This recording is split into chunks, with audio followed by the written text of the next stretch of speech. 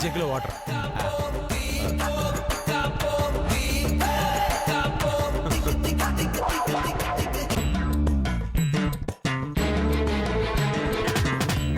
అనసూయ కొంచెం నాకు పెట్టవా? నీకు ఇది కూడా వేస్ట్. చాలు తిను.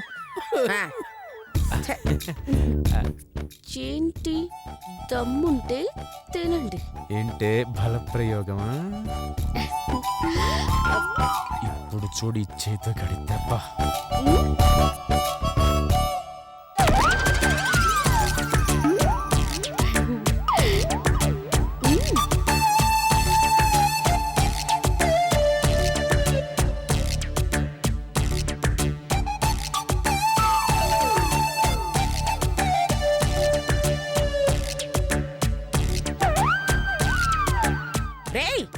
అన్నం చల్లారిపోతుంటే తినవేరా?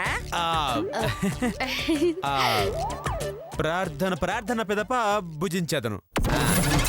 అయ్యో ఏంటి ఇలాగా? 2 చేతులతో దండం పెట్టి చేయాలండి. అవునరా సుపుత్ర, దైవ ప్రార్థన చేస్తే 2 చేతులు దగ్గర పెట్టి దండం పెట్టి ప్రార్థన చేయాలి. ఒక్క చేత్తో చేయకూడదండి, పాపం. మధు, నాకు పూట ఆకలిగా లేదు, నేను తర్వాత తింటాను. అదేంటండి, మీరు తినకపోతే మీ ఎంగిలి పళ్ళెంలో నేనెలా తింటాను? దయచేసి నాకు అవకాశం ఇవ్వండి ప్లీజ్. మధు, నొప్పిగా ఉంది, వదలవే. ఇంకోసారి లాంటి తిక్కు విషయాలు వేసావో ఈ చెయ్యి వచ్చి ఆ చేతిలో పెడతా. వదలవే.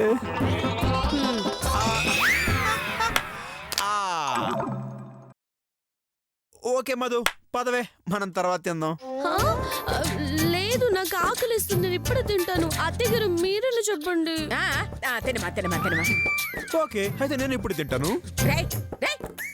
ఇప్పుడే కదా ఆకలి లేదన్నా. ఇదిగో, ఆకలి లేకుండా తింటే అజీర్తి చేస్తుంది. రాత్రికి తిందు కానీ లే. ఆ కంచం లేవురా. అయ్యో, ఏం చేస్తున్నారు? తినండి.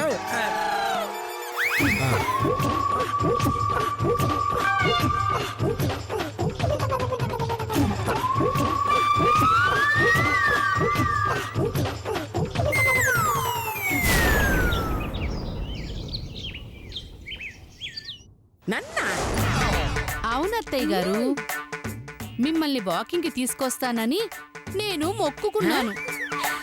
ఎవరైనా గుడికి తీసుకొస్తానో గుండు చేయించుకుంటానో మొక్కుకుంటారు. వాకింగ్ కి తీసుకొస్తానని మొక్కుకున్నావంటే?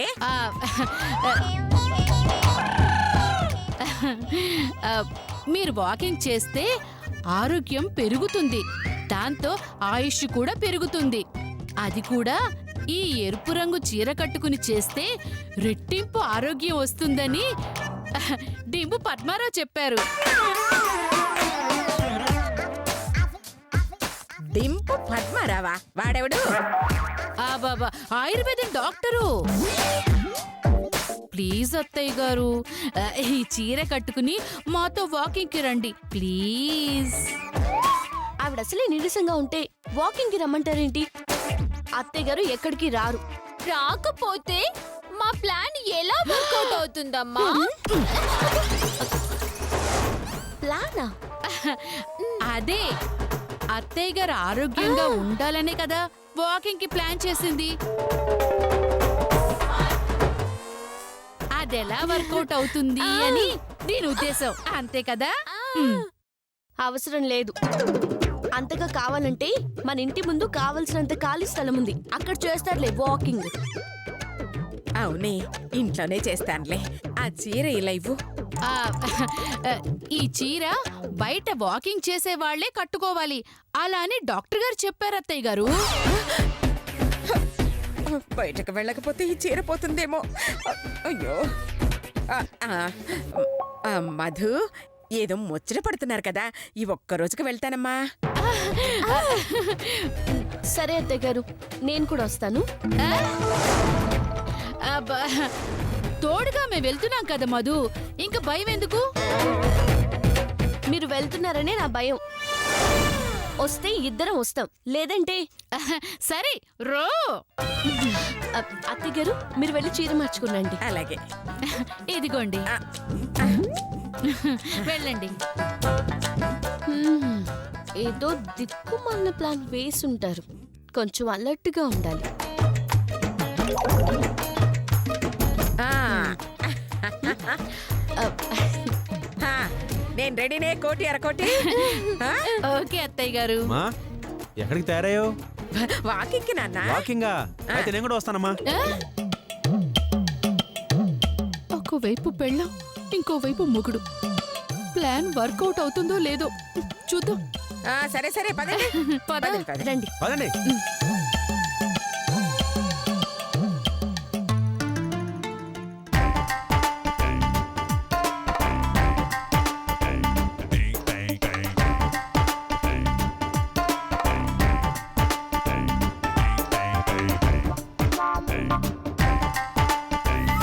ఈ చేతు మధు పక్కనే ఉంటే నా ప్లాన్ అస్సలు వర్కౌట్ కాదు.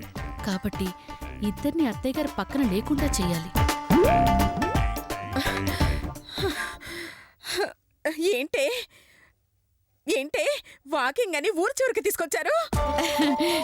అంటే ఇక్కడైతే వాతావరణం చాలా ప్రశాంతంగా ఉంటుంది అత్తయ్య గారు.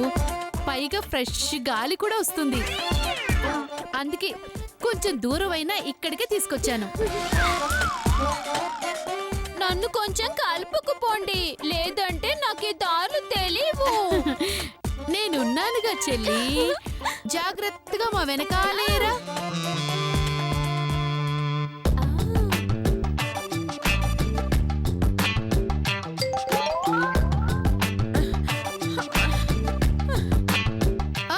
అయ్యో అత్తయ్య గారు, శిరీష్ ఏది? శిరీష! అయ్యో ఇప్పటిదాకా మన వెనకాలే ఉండాలి కదా, ఎక్కడికి వెళ్ళింది? అయ్యో అదో తింగరది. ఎటో వెళ్ళాల్సింది ఇంకెటో వెళ్ళిపోతే మనం వెతకాయక చావాలి. సరే వెళ్ళి చూద్దాం పదండి. అయ్యో అలా కాదు చేతు, నువ్వు అటు వెళ్ళి చూడు, మధు ఇటు వెళ్ళి చూస్తుంది. నేను అత్తయ్య గారు వెనక్కి చూసొస్తాం. అలా ఎందుకు? నేనే అత్తయ్య గారితో ఉంటాను, నువ్వు అటువైపు వెళ్ళి చూడు. మధు వదిన నీకంటే పెద్దది, ఏదో ఒక మాట చెప్తే వినొచ్చు కదా. ఎందుకు ప్రతిదానికి ఆర్గ్యూ చేస్తావు? ఇటు వెళ్దాం పదా. రా.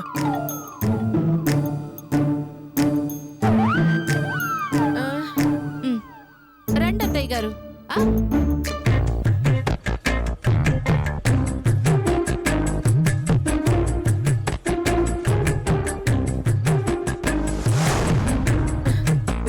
ఈ తింగరది ఎట్టిపోయి సచ్చిందో ఏమిటో. అవును, దాని దగ్గర ఫోన్ ఉందా?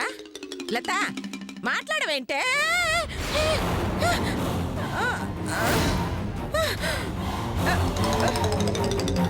లత లత ఎక్కడికి వెళ్ళింది? శిరీష్ అక్క! వదినా మధు హోటల్ నేను ఇటు చూస్తా. అలాగే అక్క. వస్తే లత, అయ్యో ఎక్కడ చచ్చావే?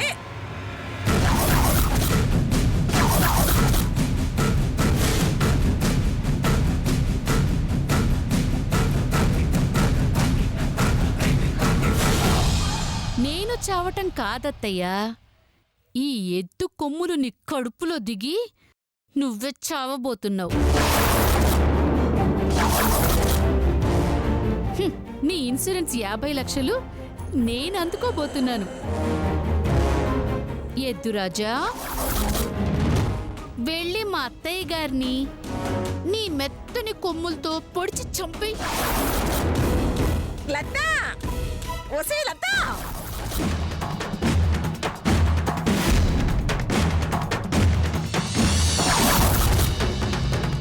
అయ్యో నన్ను ఒంటరిగా వదిలేసి వెళ్ళిపోయారంటే. నాకు ఈ దారులు సరిగ్గా తెలియవే.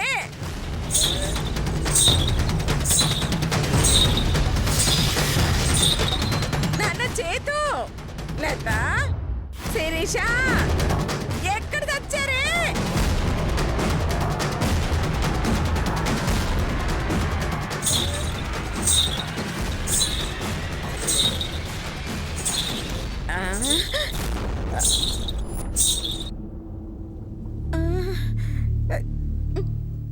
సౌండ్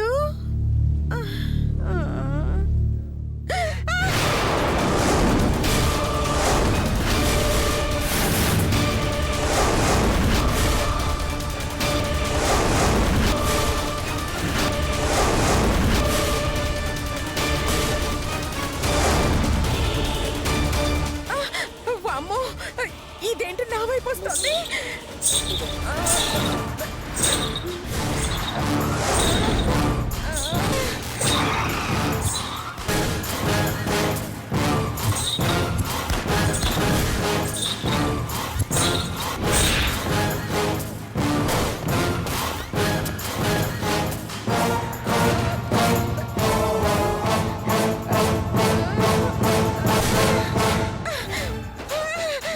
చచ్చండ్రా దేవుడా!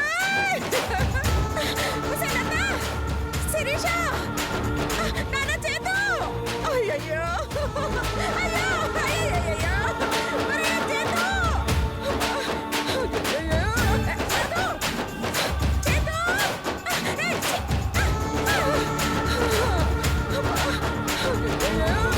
చేతు! అత్త నువ్వు ఇంకా ఫినిష్ ఫినిష్. అవునక్క, అత్తయ్య గారు చావు ఎమ్మడి చేతిలో కాదు, ఆ ఎద్దు కొమ్ములతో రాసిందని ఆ దేవుడే చెప్పేశాడు. ఎస్. ఏయ్! ఛీ! అమ్మా! అయ్యయ్యో! చేతు! ఏయ్! మధు! చేతు! ముసలన్నా! శిరీష! ఏయ్! మధు! శిరీషక్క శిరీషక్క వదినా ఎక్కడికి వెళ్ళింది? నాన్న చేతు! అయ్యయ్యో! అయ్యో! అయ్యయ్యయ్యో! ఒరేయ్ చేతు! అయ్యయ్యో! చేతు! ఏయ్! అత్తయ్య గారు చేతు! నాన్న చేతు! అయ్యయ్యో! అయ్యో! అయ్యయ్యయ్యో! ఒరేయ్ చేతు! ఎద్దు అత్తయ్య గారు అమ్మా అత్తయ్య గారు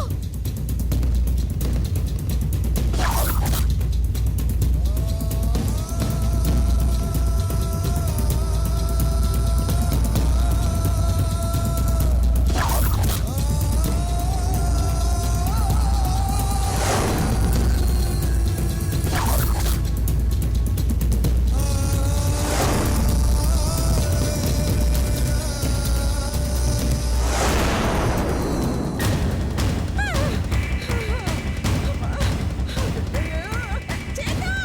చేతు!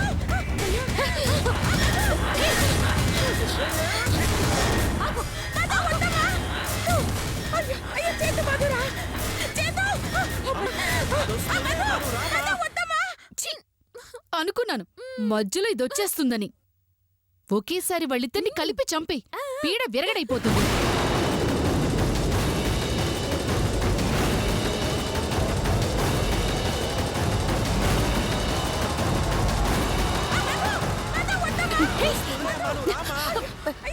ఏమండి అత్తయ్య గారు వేసుకున్న రెడ్డు చీర వల్ల ఎద్దు బెదిరినట్టుంది. అర్జెంటుగా ఆమెను తీసుకెళ్ళిపోండి.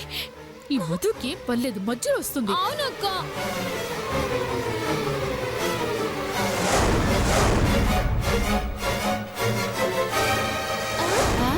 ఏంటిది? అక్క ఏంటక్క ఇది? ఏమో ఏంటక్క సౌండ్?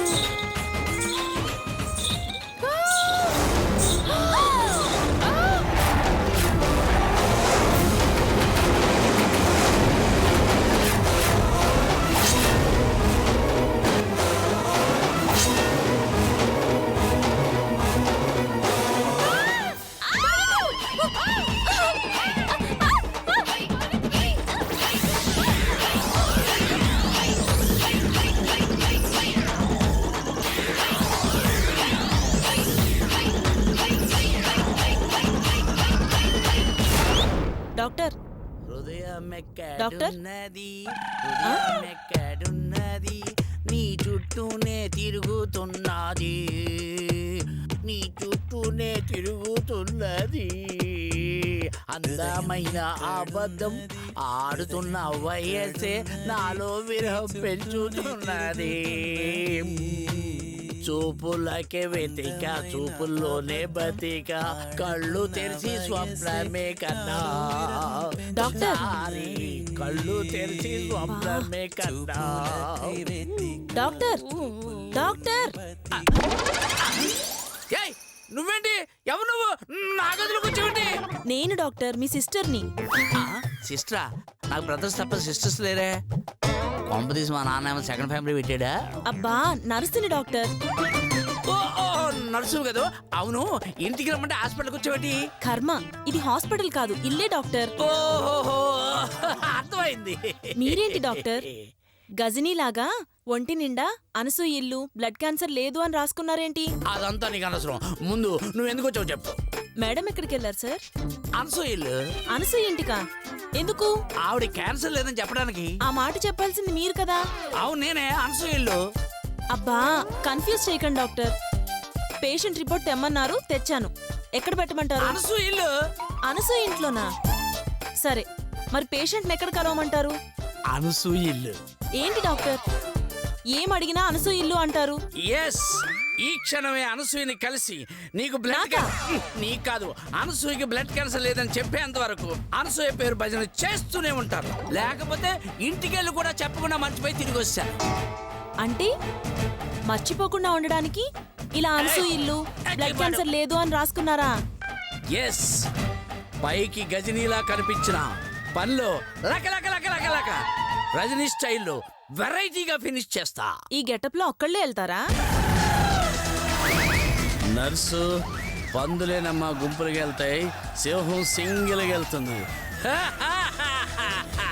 ఇంతకీ ఎక్కడికి వెళ్తున్నారు డాక్టర్? పందింటికి. ఆ? ఏంటి? చచ్చే, సింహం ఇంటికి. అప్పుడే మర్చిపోయారా? మర్చిపోయినా. ఆన్సర్ ఇంటికి. Okay, that is Rajani. లక లక లక లక లక లక లక లక లక లక లక లక లక. చచ్చా, అత్తయ్యని యాక్సిడెంట్ లో పైకి పంపిద్దాం అనుకుంటే అస్సలు వర్కౌట్ అవటం లేదు. అవునక్క, ఏ ప్లాన్ వేసినా మా అన్నకే రివర్స్ లో వస్తుంది. ప్లాన్ వేసిన అది మన కాళ్ళ మీదే పడింది. ఎద్దుని వదిలితే అది మా అన్న మీదికే వచ్చింది. దీన్ని బట్టి నీకేమర్థమైంది? నీకు బాడీ తప్ప బుర్ర లేదని. ఏంటే? అందుకేగా నువ్వే ప్లాన్స్ వేసినా ఫెయిల్ అయిపోతున్నాయి. నోరు ముయ్, నీకది కూడా చేత కాదు కదే. ఏంటి, ఎద్దుతో పొడిపించుకోవడమా? కొట్టేనంటే పళ్ళు రాలిపోతాయి. ఇక నుంచి మనం యాక్సిడెంట్ ప్లాన్లు మానేసి వేరే రూట్లో వెళ్ళటం బెటర్. ఏంటక్క అది? టెన్షన్, భయం. ఆ? అర్థం కాలేదక్కా. సింపుల్. ఉన్న ఆస్తిని వాటలు వేయమని అడుగుదాం. ఆస్తి పంపకాలు అనగానే మన పిసినారత్త భయపడుతుంది, నేచురల్ గా టెన్షన్ పడిపోతుంది. దాంతో మన అదృష్టం బాగుండి హార్ట్ అటాక్ రావచ్చు, లేదా వెంటనే చావచ్చు. అప్పుడు ఇన్సూరెన్స్ డబ్బులు తన్నుకుంటూ మనకే వస్తాయి. ఒకవేళ హార్ట్ అటాక్ రాకపోతే? ఆస్తి వాటాలు వేస్తుంది, ఎవరి వాటా వాళ్ళకొస్తుంది. అది చాలదు అనుకుంటే మన తెలివి వాడతాం, ఆ, మిగతా వాళ్ళకంటే ఎక్కువ వాటాని నొక్కేద్దాం. అవునక్క, ఎలా నొక్కేస్తాం? దొరికినంత డబ్బు నేను నొక్కేస్తాను. ఆ, నచ్చిన నగలు నేను నొక్కేస్తా. అర్థమైంది కదా? ఇలాగే మిగతా ఆస్తిలో కూడా నొక్కేసేలా ప్లాన్ చేస్తాం. కాకపోతే డైరెక్ట్ గా ఆస్తి పంపకాలు అంటే డౌట్ వస్తుంది కాబట్టి ఒక ప్లాన్ చేద్దాం. ఏంటక్క అది?